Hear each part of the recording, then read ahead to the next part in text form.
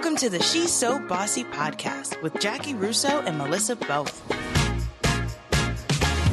where the 1.9% of women who built million-dollar businesses come to share their story. Melissa, our guest today, Elizabeth Ponce, is an incredible story. Agreed. Her stories of resilience. She was so vulnerable, so open about everything. Very impressive recovery and growth. Yeah.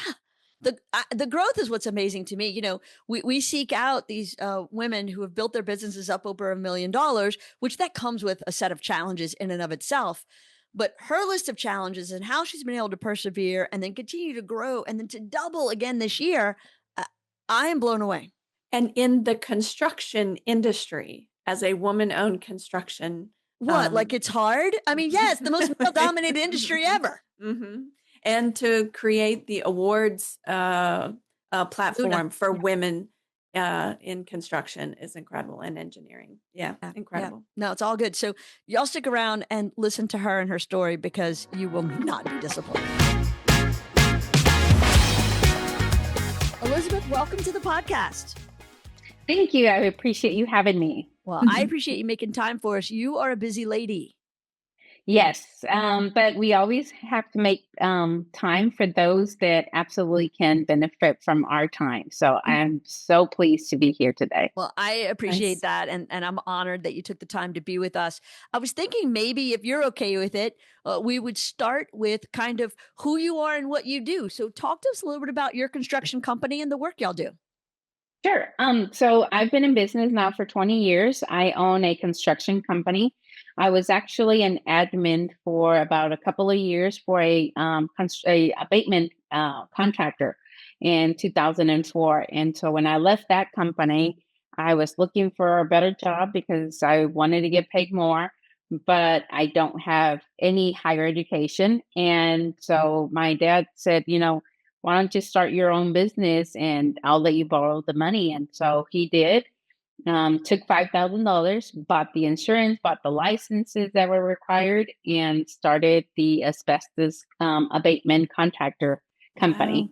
Wow. And that was at 23 years old. Wow. Holy cow. There's so much in there, like not the higher education, borrowing money, and 23. Yeah, that's incredible. Thank you. I'm going to start with the 23. At 23, I was trying to figure out if I could walk and chew gum at the same time. And I think I had finally mastered the wraparound bunny to tie my shoes properly. So how are you running a company at 23? That is so impressive. Well, so I've never really done things the right way. I actually had my daughter at 17, so I had to kind of mature at a very, very young age. And the necessity to just provide for the family. And I had my second son at 20. So I already had 2 kids at 23. And definitely, living in the back garage of my in-laws was something we wanted to just get out of. And it's like, okay, what do we do? How do we do it? And just the drive of being able to get out of there was the goal. Right. That's amazing. So then at 23, you had a 5-6-year-old. Yes. I we grew up together. Yeah. A lot of the things that, she probably will throw in my face and be like, I didn't know any better. We're all just doing the best we can. So talk to us a little bit about your expertise in construction. Was this always a fascination of yours? Did you want to be a general contractor, architect growing up? Like, what was the catalyst for this industry? Yeah. So my parents have always supported that I should go to, higher education and go to college. I did try to go to Eastfield Community College here in Dallas. And that lasted about a semester. I'm not really good with numbers, so math was always very troublesome to me. I would always get really bad grades, and then I had to retake a class, and I just dropped out because I just couldn't, take care of the kids and go to school and work as well. And so that was a little bit hard. And my goal was to go into my goal was to go into graphic arts. I wanted to be a graphic designer. But when I got my first job as a graphic designer assistant, I realized I am terrible at, I have attention deficit. So I crisscross letters. And so I was not the best proofreader. And so they fired me. And I just went and worked for the construction company my dad was working for because, I was just devastated and I needed to provide. And so I sat there and just answering the phones. That's all I did. And I just, I guess I became very aware of what was going on in my surroundings and decided to adapt to that environment because it's never a dull moment. The just the atmosphere of construction is just so amazing, and I love it because it's never the same day ever. I mean, it's just always something's always happening, and it I guess it's something that fulfills my life. Like I mean, I cannot stand still. I always have to be doing something, and it cannot be the same thing over and over and over again. So it just kind of adapts to my lifestyle. How did you go from the asbestos company to developing what you have now? So, because I left that other company that did abatement and then started the abatement on my own, after I guess 2008, we actually did a project at Luffield Airport that basically bankrupted me internally. I lost everything and anything I owned, had to go live. I left a 4,500 square foot home and went to go live at a 1,500 square foot home. And I couldn't get jobs as a hazmat contractor anymore. And so as an asbestos contractor, and I had to go and pursue projects now with general contractors as a demolition contractor. And so now, usually asbestos contractors work directly for owners. They don't work directly for general contractors. The industry has changed now, but that's what was in at the time. And so now that I couldn't do abatement, had to do demolition, and just became really good at it. Then we started adding cleaning services because we would, when you do asbestos removal, you have to make sure that the area is absolutely asbestos free and very clean. And so when we started the demolition, people noticed that we would go beyond the demolition part of it because we would leave the job sites very clean because that's just the way that we were accustomed to. And so we would also hire women to help us with that clean touch. So once we hired those women to be a part of the crew, then we didn't want to let them go because there was no more work when we decided to implement and start on the cleaning services. And so there is, I guess, some kind of structure to why we are the way we are. So we only do school renovations, and during June, July, and August is when we have the most employees. So when we hire a whole bunch of employees in the beginning of June, we hire men and women. The women help the men to do the demo. Then we have to turn around and turn in the schools to the client in August where the kids can come back to school. So through the middle of the season, we're wrapping up the demo and then we go into the phase of final cleaning. Well, then the men start helping the ladies to do the cleaning. And so it's just a matter of, okay, when we hire the women in the beginning, they support the men, but at the end, then in August, the men support the women. And then we just, try to keep everybody busy throughout the year as much as possible with, different types of work. But I would say that some of the women that we hire are extremely probably more stronger than me in so many physical ways because they'll go and demo walls and demo flooring. Then they'll go and get on the boom lifts to clean, 3-story high windows. And they're just, go-getters. And That's awesome. I'm just so amazed that, they picked us to work for. That's incredible. It really is. My fascination is marketing. So, what has that process been like for you? How have you, over the years, marketed the company, secured your sales? Do you have a team who does that for you? Do you do those things yourself? Has it just become word of mouth? What's that process been like?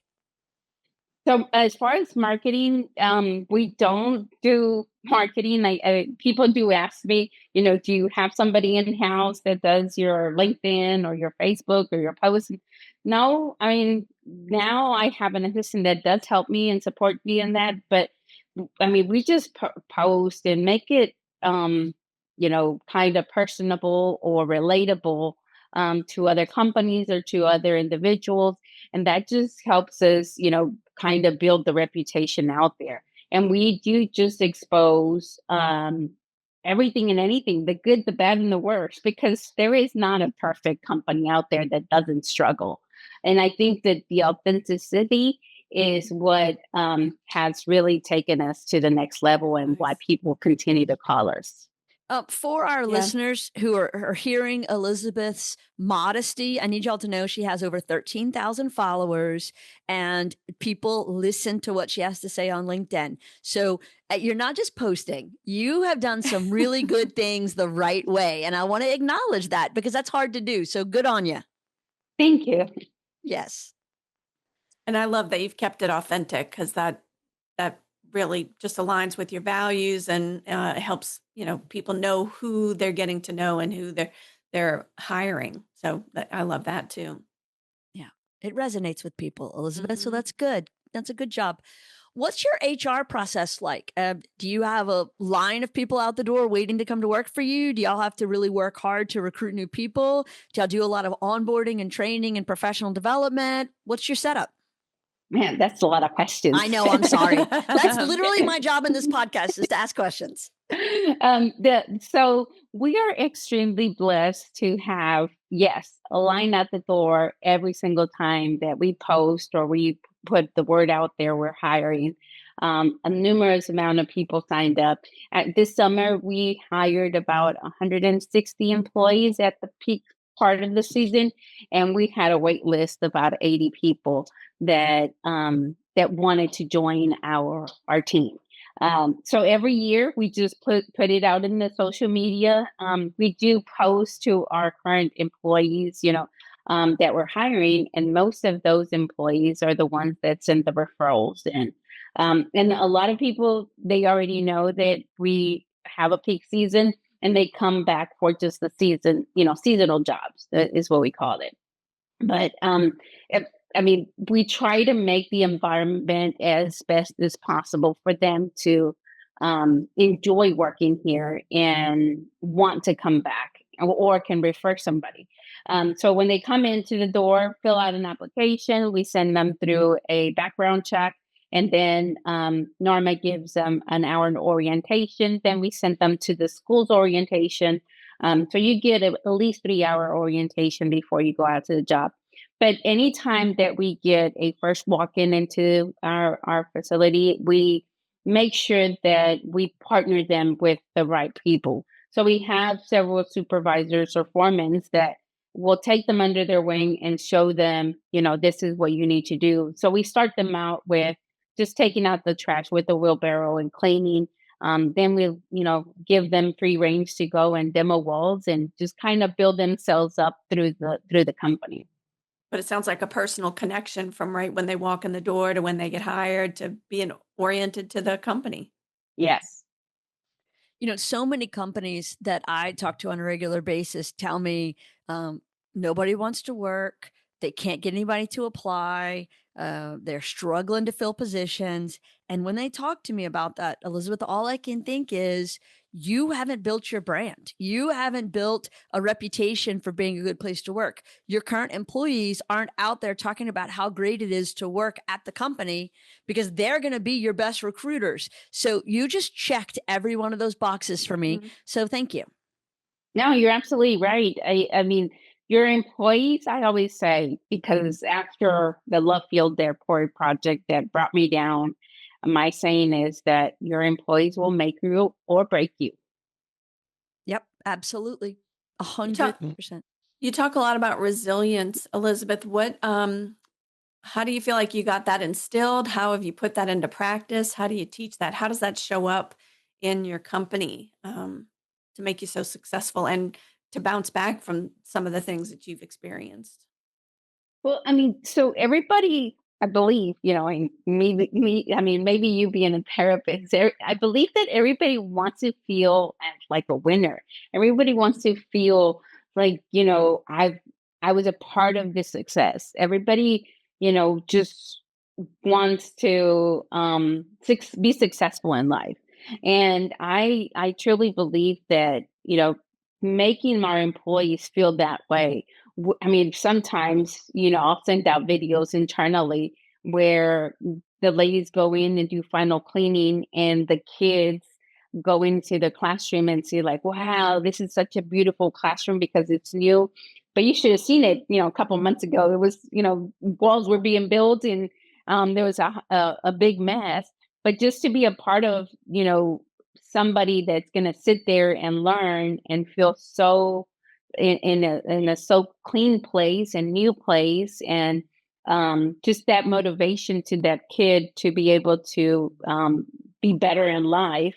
And so I tell our employees, we were a part of that, that now even your own kids will sit at other classrooms and change, in life and be successful. And so that's one of the things that I tell them, it's because of you that you came in here and cleaned it and made it better, that now these kids feel that they can accomplish a lot. Um, so just kind of connecting the success of the business with the employees is extremely important to us. And I always tell them, yes, Elizabeth might get a recognition, go up on stage and get the reward Hmm. or the award, but I could never be up there without our employee support, because they're the ones that wake up every day early in the morning to go get the job done, or stay up late, or sometimes work 7 days a week because we have to. And then the other thing is that going out to the job site is extremely important, to be able to maybe, spend an hour or two with them side by side, to work with them, to show them, I know the struggles that you go through. And I'm here to just, be by your side. There's been a couple of projects that, we've made mistakes on submitting the proposal, and it was under budget, and it's like, okay, well, we're going to lose, but let's not lose a lot. So I'm on the Hmm. field and I'm going to help you so we can get this done as quick as possible. We actually had to do that this summer. We had a building that had 36,000 square feet, and we had to finish it in 2 weeks. And What? so we were there nonstop, 7 days a week. I think we put in hundreds of thousands of hours in it. But my husband was there. I was there every day, and we made sure that we made the impact and we met the deadline. And at the end, everybody was just working in this, I guess, routine or harmony. I don't know what it was, but it was just really an awesome experience to just see everybody, that nobody was standing around doing nothing. Everybody was just pulling their weight in and making sure that that project was a success. And so that is what some of the employees tell us, of like, well, you're just not sitting in your office delegating, you're out here with us and Nice. understanding what is it that we do. Because I know everybody wants that kind of team, to feel like they have that kind of accountability and people taking responsibility and that kind of teamwork. That's great that it sounds like it starts from the top with you guys. Yes.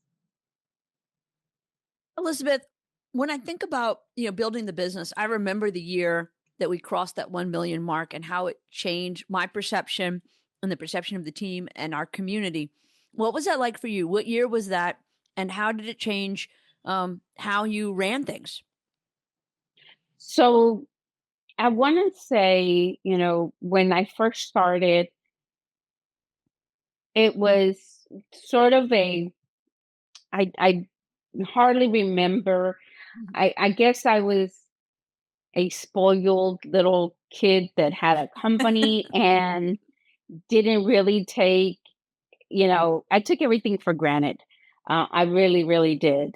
But I do remember after when everything fell through, not too long ago, maybe 5 years ago, when we just got our first line of credit again because it was taken from us long time years ago. And so I was so happy. And then about 3 years ago, we got our bonding capacity back, and I was just crying because that was extremely important for us to be able to get back, to be able to continue to grow and submit proposals, and not have to have our hands tied to proposals under a certain amount of money. And so those rewards after are what I was like, oh my God, we're now have the capability to not have to wait till we get paid to get the next job. We have a line of credit. Now we have a bonding capacity where we can go after jobs on our own, not have to wait for a GC to go after a certain job. If we want to go after it, we can. And then, writing to checks to some of our subs is like, oh, we now have a sub that we can pay out $50,000 because they work with us together. Those are some of the rewards that now, not too long ago, 5 years ago, where it's like, okay, I'm not taking this for granted. And this is actually very meaningful, to our business where we're at, because it's a huge struggle to lose everything and try to regain everybody's trust into us. Jeez, yeah. Was there ever a time that doubt crept in, or you thought, I don't know if this is the time I'm going to bounce back? I mean, we talk to a lot of people who struggle with imposter syndrome and fears and let doubt creep in. Um, have you experienced that? And how do you deal with that? Yes, I mean, there was many times where, when I left my very nice home and came into this little shack, I call it. I was sitting with I have now four babies, and there were four kids, and I had two babies at the moment when everything was happening. And so I had my 3-year-old and my 5-year-old sleeping with me on the bed. And, I hear a noise in the middle of the night. And I wake up and I sit up on the bed, and I see a huge red going across the room. And I just started bawling and crying. I was like, oh my God, how bad have I fallen that, I can't even, protect my kids from these rodents. It was just awful. And I just felt like I have got to get myself out of here. There was moments where I had to tell myself, you want to cry for an hour. That's all you're going to get. You're not going to do it anymore. Or, you know what? Just stay in bed for 2 or 3 days and that's it. But I had to kind of have a limit to myself because I had no support. There were some other challenges that happened with my family, that I was shunned from my family because I had to, fire my dad for other reasons. And so nobody from my family was around. It was just me and my kids. And that was really hard. Fortunately, now everything's turned around. My dad came back to work for us. My mom helped me tremendously with the kids. And so just going through all of those emotions. And I don't say I didn't make my own mistakes. I sure did. But Sure. That's what made me, more vulnerable and more human now to understand, how to treat people and how to be how to let people treat me and what I will tolerate and what I won't tolerate. It also comes with age, the season of years. Mm-hmm. But you just kind of have to give yourself time to be depressed and to be, just kicking it around, but you have to put a limit to yourself. Hashtag boundaries. It's all about boundaries, including sounds like the incredibly hard ones to make around working with family. And to kudos to y'all for turning it around, whatever that required of you guys. Yes. And Elizabeth, I think you make a great point that a lot of people miss is this hustle culture of going, 80 hours a week, 7 days a week, 24 hours a day. That's burnout.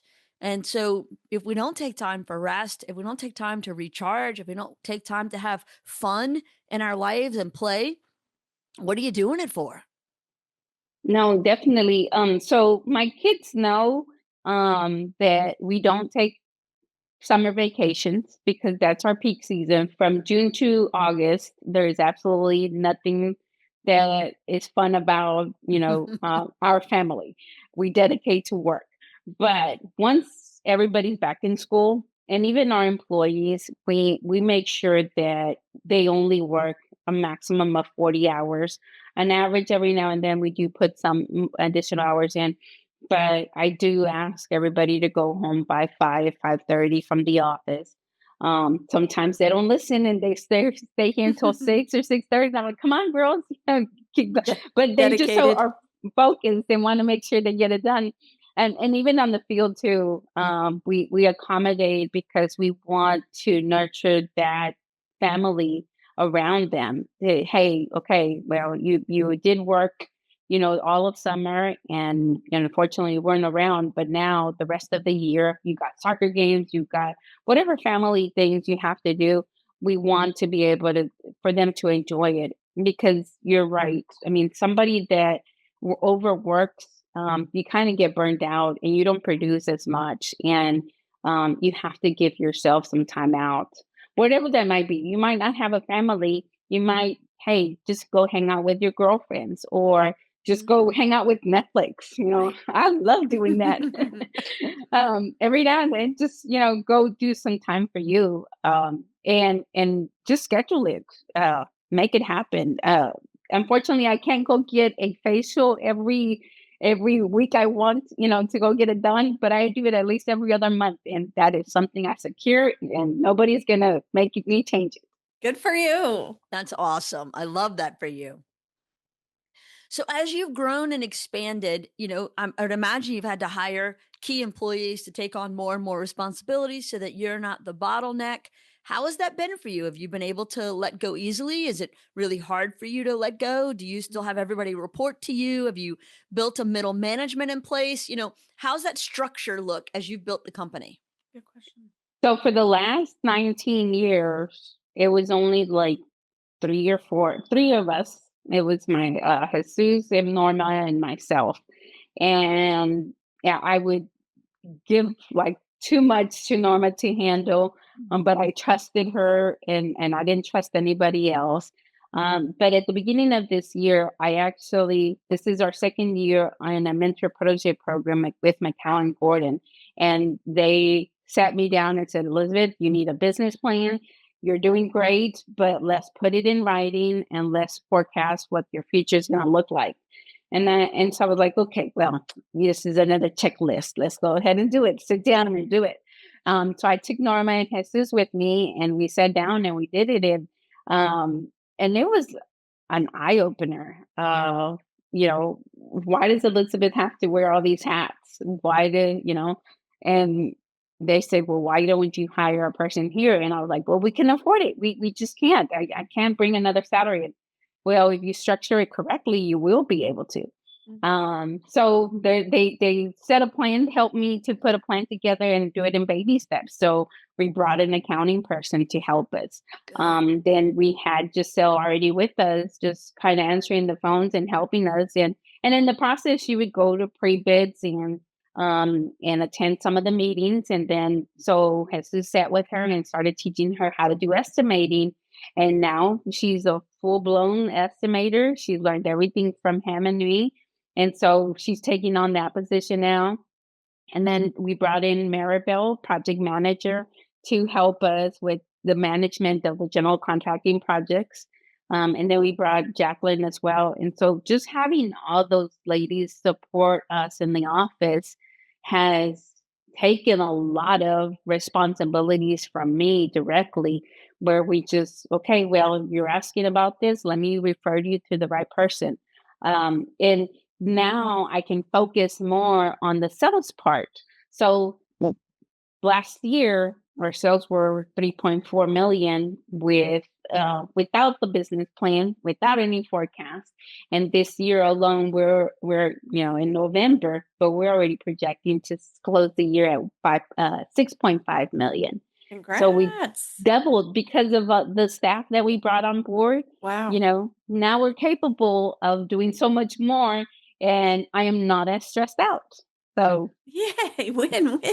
Elizabeth, I got to tell you, that is remarkable growth. I mean, that's like Inc. 5000 fastest growing company kind of growth.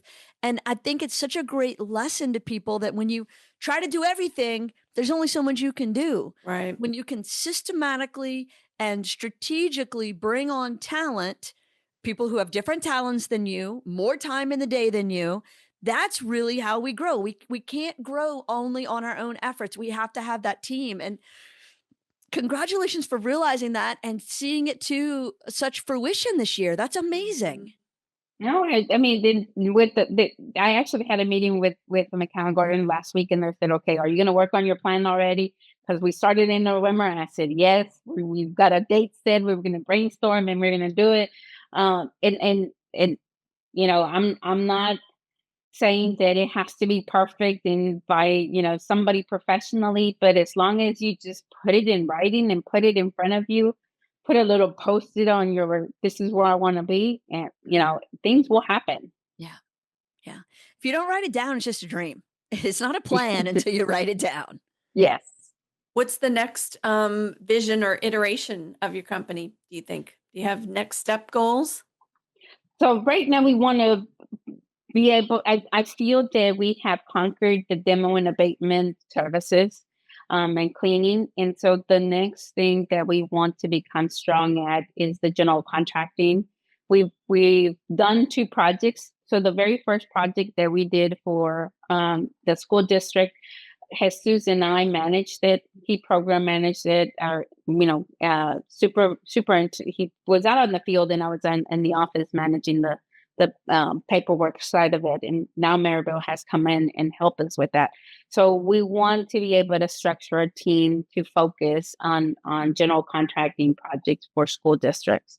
And that's going to be our next goal, to be able to be a strong general contractor in the industry, focusing only on K through 12, and then, see where we go from there. I am still scared of the growth because before the airport, we were extremely huge and had a lot of employees, a lot of responsibilities, but I want to be able to grow in baby steps, I say, because I don't want to commit the same mistakes that I did in the past. And so the growth really scares me at several points in my life. I just want to be able to stay in business long enough and people say like, "Oh, you're so successful, you're doing great." Well, I still have my fears. I have my monsters in the back of my head. And those are my struggles that I have to go through every day. It's like, am I doing it? I do question myself a lot. There was the Luna Awards last Friday, and a lot of people I hadn't seen in some time came by and like, "Hey, good to see you. I've seen your posts. You're such a success." And I'm like, well, I'm only doing one day at a time, and putting out there what we're actually doing. So, if that is success, well, that's how we're going to continue to do things, one day at a time. And maybe the projects might get a little bit bigger, but with enough control that we don't grow too big. Why don't you tell the listeners a little bit about the Luna Awards? Because I think that's really important. I'm glad you brought that up. So Luna Awards was established over 15 years ago to recognize the women in construction. So I was at a board meeting for the RHCA. I was a board member, and I was at the board meeting, and they were talking about they were going to have the golf tournament, and they were going to have the day of the construction worker, and some other events. And I was like, okay, well, when are you going to have an event to recognize the women in construction? And they're like, well, you know what, Elizabeth, if you have the great idea, why don't you go get funding, sponsorship to make the event happen, and then go ahead and make it happen. So I went to Turner. I went to some of the ladies that I knew. And in the first year, we had a luncheon that paid for itself, and only about 67 women came. And that's when we started, like, okay, what's going to be the purpose? Well, let's just give an award, have have the invitees submit their nominations of somebody they want to recognize because they're just doing a great job in the company, in the admin area, in the, professional area, and we wanted the civil engineers and architects and all of them involved as well. And so we had the different categories that they were going to submit their nominations. And our first luncheon, I think we only gave out 3 awards the first year, if I'm not mistaken. And it was for Professional of the Year, Business Owner of the Year, and then AEC Contractor of the Year, something like that. And the the concept was great. I mean, the women were very excited. Then with the next year, we formed a committee to be able to bring the event back. The event grew to 120. And just last week, Friday, we celebrated the event here in Fort Worth, and we had over 800 attendees. Oh my gosh. And we have extended it, the actual Luna Awards, to go to 5 other cities, which is El Paso, Austin, Houston, Corpus Christi, and what was the other? Austin. Yeah, there's 5 cities. So throughout the state of Texas. And we recognize women. And just like the very first one here in Dallas, they have started very small and have grown. I know that Houston has grown to over 300 people attending. So has Austin. We're touching at least 2,000 women out in the industry every year at the Luna Awards alone. Wow. That's amazing. And good for you for helping to build the community, because I think so many business owners are so focused on running their business, they can't pick up their head long enough to go help others. And so I think what you're doing is so noble. It's great. No, so it just depends, on who you are and what you want to accomplish in order for you to get somewhere. My mission has now become, I want to be able to change somebody's life, whether it's an employee, whether it's a community member or a family member, to be able to support them in some way so that they can change and say, hey, you know what, I was a part of that. Not too long ago, my brother came from Houston. He works here in Dallas on a project, and he met the superintendent. He told him, he's like, hey, I work for your sister. And he's like, oh, really? What did you do? He's like, oh, she was the first one that hired me as a general laborer and taught me a whole bunch of stuff. And now I'm running this job.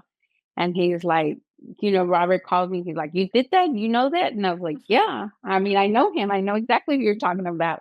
And just that is so rewarding to be able to be a part of somebody's life-changing experience. To make an impact, that puts a lot of meaning and purpose in the things that we do. Yes. Yeah, it's awesome. All right, Elizabeth, this is what I think is one of the funnest parts of this interview, is what we call the lightning round. Are you ready? Oh, yes. All right. So tell us about your morning routine. What's it like? We wake up at 6:00 in the morning, get the kids ready for school and drop them off. I'm in the office by 8:00 and go from there. All right. What was your first job ever?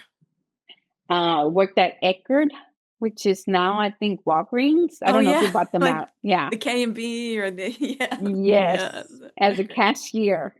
Okay. How old are you? 16. There you go. Yeah. That's awesome. What's the biggest business splurge that you don't regret? Oh, that's a hard one.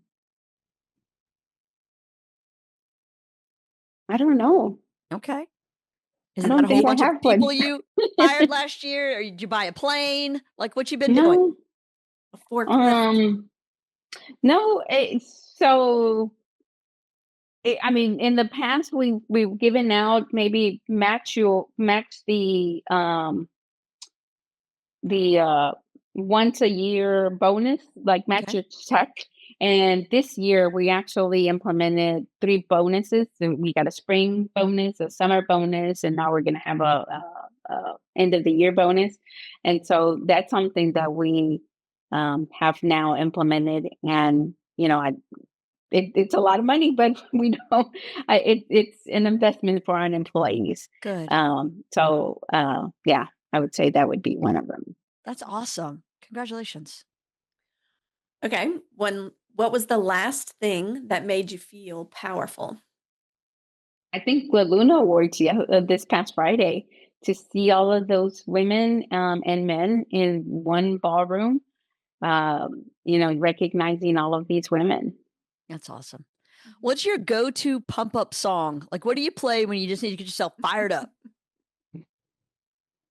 I'm more like it. I mean, I have a lot of his Spanish music, Mhm. but it's sort of like a Kenny G kind of.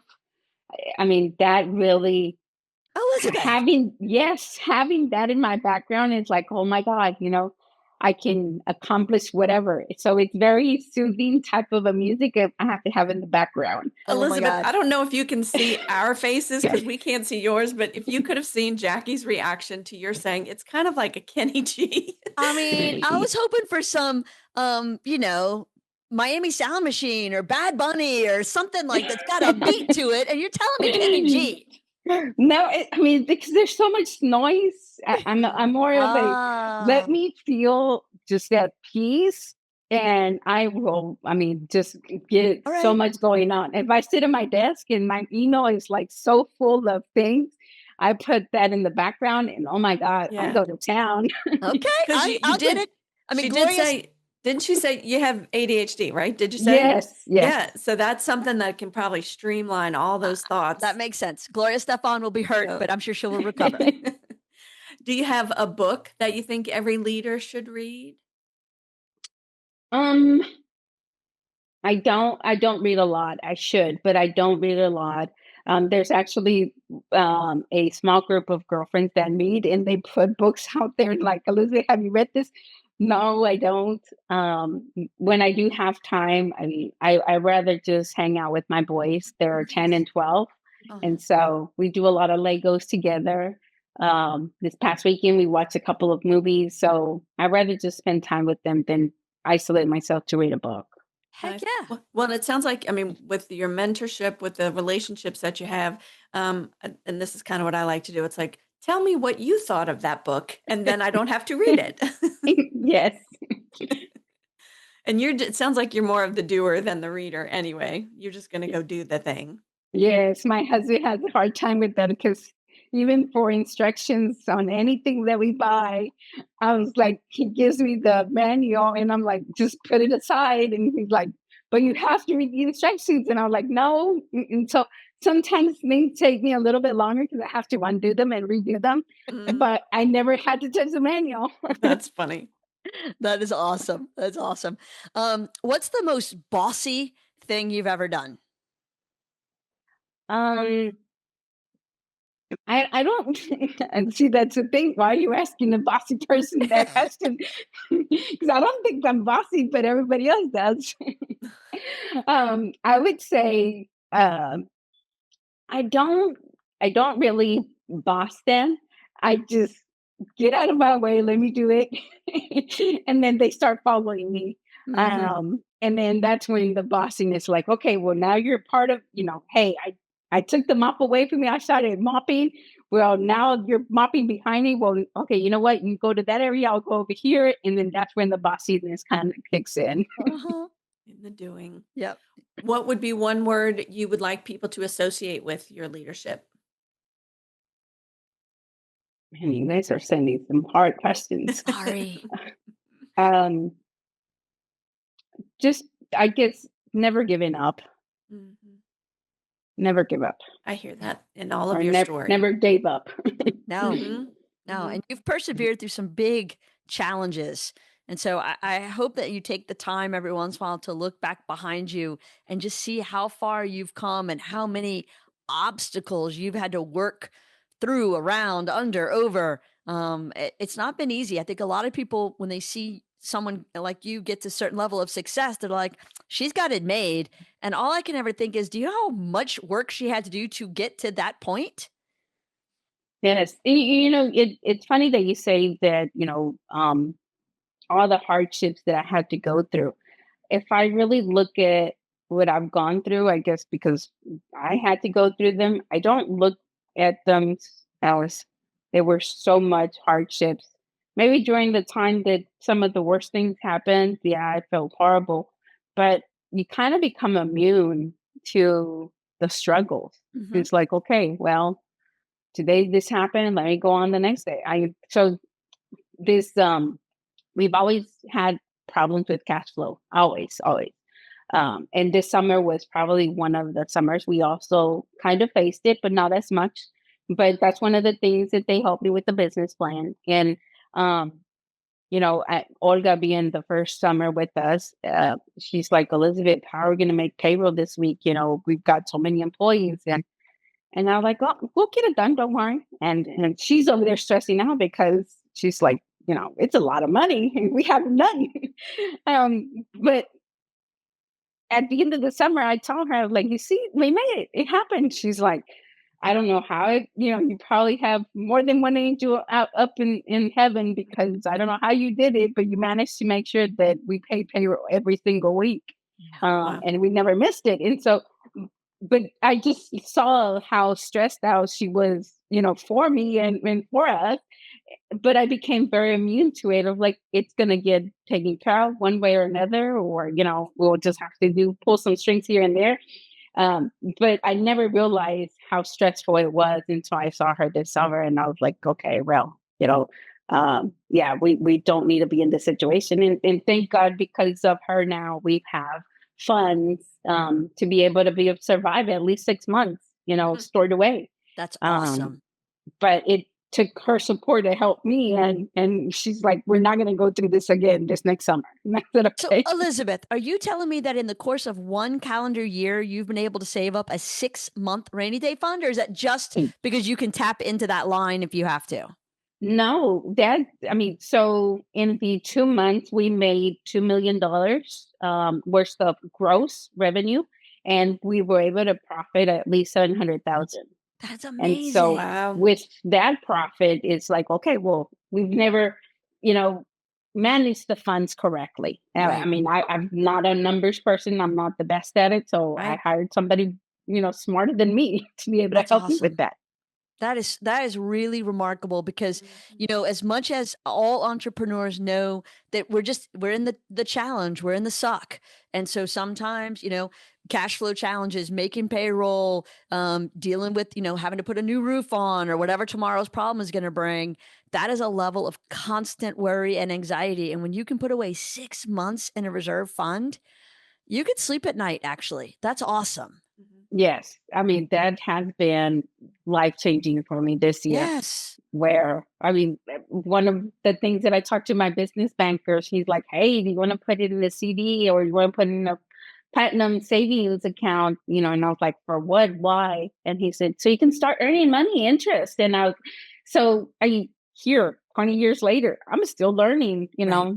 how to have money now.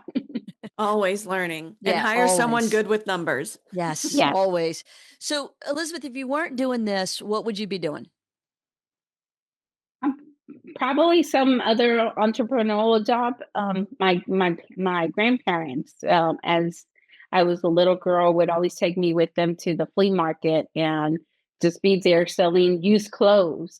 And my grandma would tell me, like, go tell people, to come and buy over here. And so I would just stand there in the middle of the aisles trying to get people to go see my grandma's stand. And so I even when I was in school, I would take lollipops and sell them for 15 cents to the classroom. And so I would be selling something. If it was not, construction services, it would be something else. I'm not going to call a guest a liar, but that job at Eckerd's may have been the first real job you had, but that was not the first time you worked. You were hustling long before 16. Yes, that was the first paying job that I Yeah. ever had. Exactly. Elizabeth, you have done such an amazing job. I cannot express enough how much I appreciate you being so open and willing to come on and talk about your business and your challenges and your shortfalls and your growth. And this is what we do this podcast for. So thank you. No, I appreciate it. Thank you so much for the platform to be able to just, put my story out there. And it's not all pretty and, roses all of the time. It's an interesting life. And I believe that if everything is perfect, then you're not happy because everything's just so dull and perfect. I think that, struggles here and there, I mean, every day I'm going to get some type of an email or some type of a struggle on the job site or something happened, and just face it and make it better. And the more that you make everything, but better. I mean, we have made our services better. The more business you're going to also get because you're working on yourself nonstop. Yeah, And even though I said that we could wrap up too, but I feel like kind of like the Hot Wings, a podcast where they Elizabeth, tell the people where, the name of your company, where they can find you, what's next for you. Like, now just kind of wrap it up with like, how can they find you and what's next for you guys? Perfect. So you can find me on LinkedIn, Instagram, and Facebook. Just Google my name, Elizabeth Ponce, and you will find a lot of links right under that. Like I said, we've been in business for now 20 years doing asbestos and demo. And what we look for the future is now to become a general contractor for K through 12 establishments. Awesome. Thank you so much, Elizabeth. Thank you. No, thank you. I really appreciate it. Enjoyed it. Thank you very much.